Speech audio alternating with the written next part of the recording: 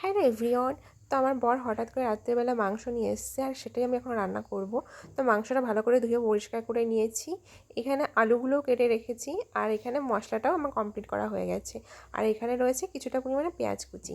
তো চলো রান্নাটা স্টার্ট করে দেই।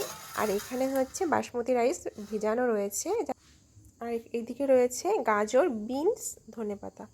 তো ফ্রায়েড রাইস আর মাংস হবে আজকে রাত্রেবেলা। তো চলো স্টার্ট করে দিই।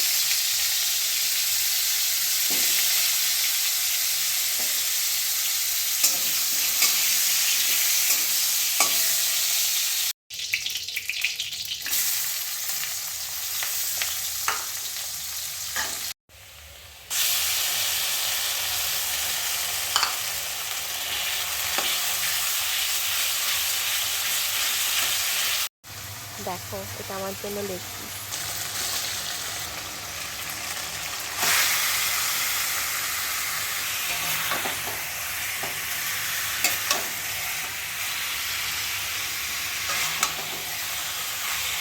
হবে ফ্রাইড রাইস আর হচ্ছে মাংস। তো এই যে মাংসটা বসিয়ে দিয়েছি, আর এখন যে রাইসটা করবো। তো দেখো আমার মাংসটা প্রায় কষানো হয়ে গেছে, আর এটা কিন্তু পুরোটাই কাঁচা লঙ্কাতে রান্না হচ্ছে। দারুণ।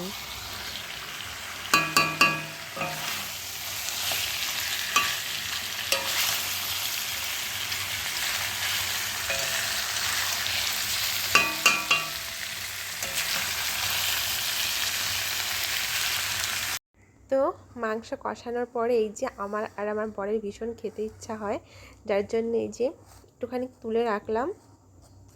তো চলো, কেমন লাগছে বলো?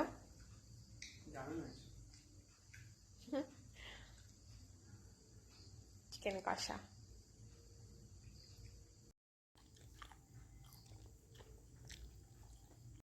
তো আমার রান্নাটা কিন্তু কমপ্লিট হয়ে গেছে, যদিও এখানে কালারটা একটু বোঝা যাচ্ছে না।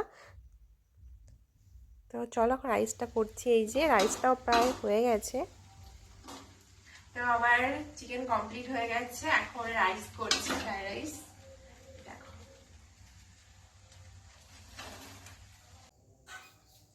তো আমার এই যে প্লেট সাজানো কমপ্লিট, মানে আমার বরের জন্য থালাটা পুরো রেডি করে রেখেছি। আর এই যে মাংস, আর হচ্ছে তার সঙ্গে স্যালাড, আর হচ্ছে রাইস। তো আমার কিন্তু ফ্রায়েড রাইস আর মাংস দারুণ লাগে। তো চলো, আর আজকে তো পুরো অন্যরকমভাবে ধনেপাতা কাঁচা লঙ্কা দিয়ে রান্না করা। রান্না কমপ্লিট, খেতে বসে গেছি। দারুণ হয়েছে, নিজের রান্না নিজেই প্রশংসা করছে।